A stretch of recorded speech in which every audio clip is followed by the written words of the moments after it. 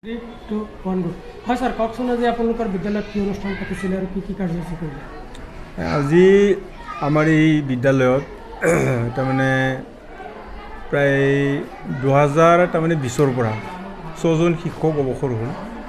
গতিকে সেই অৱসৰপ্ৰাপ্ত শিক্ষকসকলক বিদায় আৰু সম্বৰ্ধনা জনোৱাৰ বাবে আমি সভাখন অনুষ্ঠিত কৰা হৈছে। গতিকে সেয়ে আপোনালোকক আমি আমন্ত্ৰণ কৰিছোঁ। বৰ্তমান আপোনালোকৰ বিদ্যালয়ত ছাত্ৰ ছাত্ৰীৰ অনুপাতে শিক্ষক কেইজন আছে কি কথা? এনেই ছাত্ৰ ছাত্ৰীৰ অনুপাতেতো আমাৰ বিদ্যালয়ত সিমান শিক্ষক নাই। তাৰমানে ইয়াতে বড়ো মাধ্যম তাৰমানে LP প্ৰাথমিক বিদ্যালয়খন তাৰমানে সংলগ্ন হৈ আছে। বৰ্তমান প্ৰাথমিক বিদ্যালয়ত তাৰমানে শিক্ষক 29জন ছাত্ৰ ছাত্ৰী আছে। তেখেত দিলীপ কুমাৰ বসুমতাৰী যোৱা তাৰমানে অক্টোবৰ 2025 অক্টোবৰত ৰিটায়াৰ হ'ল। অলৰেডি 0 হৈ আছে। আৰু আমাৰ ME ছেকশ্যনত হ'ল আপোনাৰ 6টা ক্লাছ, বড়ো মিডিয়াম বড়ো ছেকশ্যন 3টা আৰু জেনেৰেল 3টা। শিক্ষক আমি গোটেইকেইটা মিলাই বড়ো ছেকশ্যনৰ এজন ৰিটায়াৰ হ'ল পৰচন্দ্ৰ বড়ো। গতিকে আমি বড়ো ছেকশ্যনৰ 2জন আৰু অসমীয়া ছেকশ্যনত 3জন, টোটেল 5জন শিক্ষক হৈ আছে। ক্লাছ হৈছে আমাৰ 6টা। সেই অনুপাতে তাৰমানে আমাৰ শিক্ষক নাই, শিক্ষক বহুত প্ৰয়োজন। যিহেতুকে আমাৰ ইয়াত 6টা ইতিমধ্যে ভেকেন্ট আছে আৰু আমাৰ হিন্দী শিক্ষক, বিজ্ঞান শিক্ষক বৰ্তমান ইয়াত নাই আৰু ভাল ইংৰাজী শিক্ষক এজন নাই। যিহেতুকে এইটো প্ৰথমৰ পৰা বড়ো মাধ্যম স্কুল আছিল নে জেনেৰেল দুটা মিক্স আছে? নাই, এতিয়া প্ৰথম তাৰমানে এনেইতো আমি ধৰক 1985ৰ পৰা আমি এই যে ME ছেকশ্যনত ছেকশ্যন হিচাপে বড়ো মাধ্যম এইটো জেনেৰেল স্কুলেই আছিল। 1955ত তাৰমানে স্থাপন হৈছে যে জেনেৰেল স্কুলে আছিল। 1985ৰ নাম ছেকশ্যনেল পষ্ট হিচাপে আমি বড়ো মাধ্যমখিনি লৈছোঁ, তাৰমানে 6 to 8। আৰু ঠিক 1980ত LP ছেকশ্যনটো জন্ম হৈছে। গতিকে 1980ত সেইটো অসমীয়া মাধ্যমেই আছিল আগত। গতিকে যে বড়ো মাধ্যমটো তাৰমানে যিহেতুকে স্থাপন হ'ল 1980ত, তাতে কিবা হিচাপে এই বড়ো মাধ্যম ছেকশ্যন হিচাপে কৰিছিল। কিন্তু বৰ্তমান এতিয়া অসমীয়া মাধ্যম নাই, LP ছেকশ্যনত কেৱল বড়ো মাধ্যমেই আছে। স্কুলটো বৰ্তমান আমাৰ ME লগত এমালগেশ্যন, বড়ো আৰু জেনেৰেল দুইটাও আছে ME ছেকশ্যনত। কিন্তু LPত কেৱল এই বড়ো মাধ্যমেই আছে, কিন্তু শিক্ষক 0। কি ক'ব যিসকল মহান ব্যক্তি, মহান শিক্ষকসকলক আজি অৱসৰপ্ৰাপ্ত তেওঁলোকক সম্বৰ্ধনা জনালে, বিদায় দিলে, তেওঁলোকৰ বিষয়ে কিবা? তেওঁলোক তাৰমানে আমাৰ যথেষ্ট অভিজ্ঞ শিক্ষক আছিল। যেনে প্ৰথম আবু বাকাৰ ছিদ্দিক, মানে অলৰেডি তেখেত ৰিটায়াৰ্ড প্লাছ এক্সপায়াৰ্ড হৈ গ'ল। তেখেত বহুত ভদ্ৰ আৰু বহুত মানে সন্মানীয় তাৰমানে শিক্ষক আছিল। আমাৰ এই শিক্ষাগুৰুসকলৰ লগত সমানে চলিব পাৰিছিল আৰু শিক্ষাগুৰুসকলক তেখেতে সমানে ব্যৱহাৰ কৰিছিল। তেখেত হেড শিক্ষক হিচাপেই ভবা নাছিল, গোটেইকেইটাক একে বুলি ভাবিছিল। ঠিক তেনেধৰণৰ তাৰপিছত আহিলে আমাৰ অজীৱ কুমাৰ ভৌমিক, তেখেত বিজ্ঞান শিক্ষক আছিল। তেখেত এজন কৃতি শিক্ষকো, ডিষ্ট্ৰিক্টৰ পৰা বঁটা পাইছে। তেখেত কৃতি শিক্ষক, বহুত অভিজ্ঞ শিক্ষক, বহুত ভাল শিক্ষক আছিল। তেখেতসকলৰ নিচিনা শিক্ষক আজি আমাৰ ইয়াৰ পৰা যোৱাৰ পৰা তাৰমানে আমাৰ শিক্ষা ক্ষেত্ৰত বহুত অসুবিধা হৈছে। প্লাছ তাৰমানে যিহেতুকে যে যিটো স্কুলত নেকি শিক্ষকৰ অভাৱ, য'ত নেকি বিজ্ঞান ভাল ইংৰাজী শিক্ষক বা হিন্দী শিক্ষক নাই, সেইখন স্কুলত গাৰ্জেনে এটা কুণ্ঠাবোধ কৰে যে তাত আমি ল'ৰা ছোৱালীক এডমিশ্যন দি আমি কি কৰোঁ, যে ধৰক এই অধপত্ৰ নিয়াৰ বাহিৰে উপায় নাই। সেইটোৰ কাৰণে আমাৰ এনৰলমেণ্ট ক্ৰমে তাৰমানে কমি গৈছে, বুজিছেনে? ঠিক তেনেধৰণৰ তাৰমানে LPত বড়ো মাধ্যম 29জন আৰু MEত 150, টোটেল আমাৰ এনৰলমেণ্ট আছে 179। নহ'লে আমাৰ এনৰলমেণ্ট 200ৰ ওপৰত প্ৰতি বছৰে হয়। কি কি বস্তু দিলে সম্বৰ্ধনা? আমি সম্বৰ্ধনাত বৰ্তমান কিবা কৰিছোঁ যে আমাৰ অৱসৰপ্ৰাপ্ত শিক্ষকসকলক এখন শৰাই, এখন আমাৰ বড়ো আৰনাই গামোচা আৰু এটা ছাতিৰে সম্বৰ্ধনা জনোৱা হৈছে। প্ৰাক্তন ছাত্ৰ ছাত্ৰীসকলেও আমাৰ প্ৰাক্তন ছাত্ৰ ছাত্ৰীসকল তেখেতসকলক কোনোবাই আৰনাই, কোনোবাই গামোচাৰে, যথেষ্ট প্ৰাক্তন ছাত্ৰ ছাত্ৰীসকল তেখেতসকল ভাল পাইছিল আৰু তেখেতসকলে এৰিব নোৱাৰে আৰু প্ৰাক্তন ছাত্ৰ ছাত্ৰীসকলে তেখেতসকলক সম্বৰ্ধনা জনাইছে। এক কথাত ক'বলৈ গ'লে শিক্ষকৰ বৃত্তি মহান বৃত্তি। হয়, 1 নম্বৰ আমাৰ তাৰমানে শিক্ষকৰ প্ৰয়োজন বহুত কিবা। বহুত বহুত ধন্যবাদ থাকিল আপোনাক। আপুনি কি পোষ্টত আছে? মই বৰ্তমান এই IC হেড পোষ্টত আছোঁ। স্কুলখনৰ নাম? স্কুলখনৰ নাম জলকীয়াগুৰি মধ্য ইংৰাজী বিদ্যালয়। থেংক ইউ ভেৰি মাছ। হয় ছাৰ, কওকচোন আজি আপোনালোকক অৱসৰপ্ৰাপ্ত শিক্ষক হিচাপে বিদ্যালয়ৰ তৰফৰ পৰা সম্বৰ্ধনা জনালে।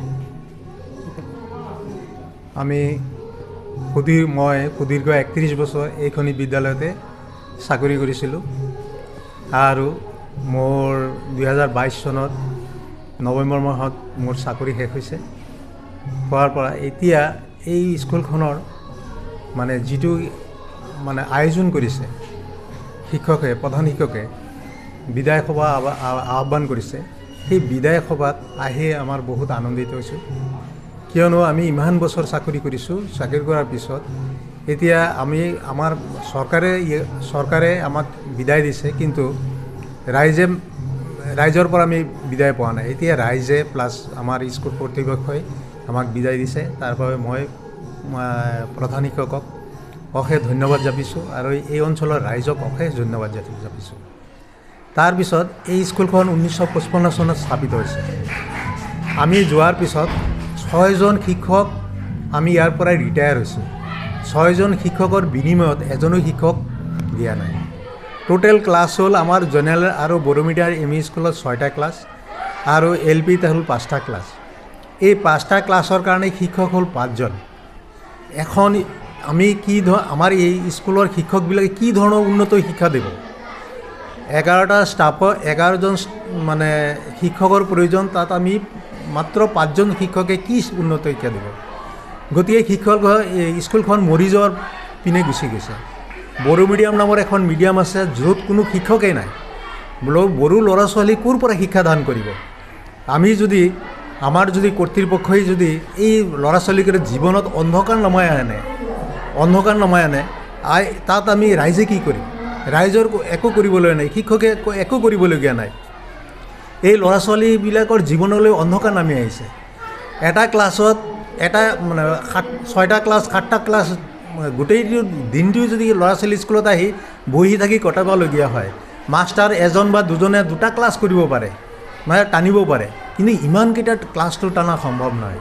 গতিকে কৰ্তৃপক্ষক মই অনুৰোধ জনাইছোঁ, স্কুলখন এই বহুত পুৰণা স্কুল, 1955 চনত স্থাপিত হোৱা স্কুল। যেতিয়া লাহৰীঘাটত কোনো স্কুল নাছিল, ইপিনে দুলাইগাঁও আছিল, ইপিনে এইটো আছিল, সিপিনে টেঙাগুৰি, এইবিলাক ছাইডত মৰিয়াবাৰী ভোৰাগাঁও আছে। এই সুদীৰ্ঘ ইমান দিন মানে কষ্ট কৰাৰ পিছত এই স্কুলখন গ্ৰাণ্ট হৈছিল। গ্ৰাণ্ট হোৱাৰ পিছত এতিয়া স্কুলৰ ষ্টাফ আছিল, আগতে আমি এইখন এমিতেই পাইছোঁ 11জন ষ্টাফ আছিল। এতিয়া টোটেল স্কুল LPত আছিল 3জন ষ্টাফ আছিল। এতিয়া গোটেইকেইটা ষ্টাফ গৈ মাত্ৰ 5টা ষ্টাফ হৈছে। গতিকে স্কুলখন মৰি যোৱাৰ পিনে হৈছে, ল'ৰা ছোৱালীৰ কঁকাল ভাঙি দিয়া হৈছে। ষ্টাফ যদি নহয়, তেতিয়া ল'ৰা ছোৱালী মানে নপঢ়াকৈ স্কুলত আহিব আৰু যাব, তেনেকুৱা ধৰণৰ পৰিস্থিতি আহিছে। গতিকে চৰকাৰ কৰ্তৃপক্ষক মই অনুৰোধ জনাইছোঁ, ইয়াৰ অঞ্চলৰ ৰাইজৰ সৰু কণ ল'ৰা ছোৱালীক শিক্ষকৰ অভাৱত যাতে সিহঁতৰ উচ্চ আশাটো ধ্বংস কৰি নিদিয়ে হৈছে। ইয়াৰ পৰা বহুত চাইণ্টিষ্টলৈকে, এইখন স্কুলৰ পৰা চাইণ্টিষ্টলৈকে ওলাই গৈছে, কিন্তু তাৰ প্ৰতিতে যদি আমি চব মূৰ্খ ল'ৰা ওলাই দিওঁ, তেতিয়াহ'লে কি হ'ব? আমাৰ মূৰ্খ ল'ৰা যদি ইয়াৰ পৰা চব মূৰ্খ ল'ৰা ওলায়, তেতিয়াহ'লে কি হ'ব? আমাৰ মানে নতুন প্ৰজন্মটো অন্ধকাৰৰ পিনে গুচি গৈ আছে। গতিকে চৰকাৰক মই বিশেষ অনুৰোধ জনালোঁ, যাতে চৰকাৰে এই স্কুলৰ প্ৰতি মানে মনোযোগ দি বড়ো মিডিয়ামত কমচে কম 1-2টা শিক্ষক দিয়ক আৰু আমাৰ জেনেৰেল মিডিয়াত হিন্দী শিক্ষক নাই, বিজ্ঞান শিক্ষক নাই। হিন্দী আৰু বিজ্ঞান নোহোৱাকৈ কেনেকৈ স্কুল এটা চলায়? বিজ্ঞান শিক্ষক নোহোৱাকৈ স্কুলটো অন্ধকাৰ, সম্পূৰ্ণৰূপে অন্ধকাৰ। ল'ৰা ছোৱালীক যে বিজ্ঞান শিক্ষা দিব, বিজ্ঞান পঢ়িব, এই ৰাস্তাটো সিহঁতক অন্ধকাৰৰ পিনে ঠেলি দিছে। গতিকে মই চৰকাৰক অনুৰোধ জনাইছোঁ, যাতে চৰকাৰে যাতে এই স্কুলখনে কমচে কম 5-6টা ষ্টাফ দি কমচে কম স্কুলখন আগৰ পিনে আগুৱাই নিবৰ কাৰণে যাতে আগৰ পিনে যাতে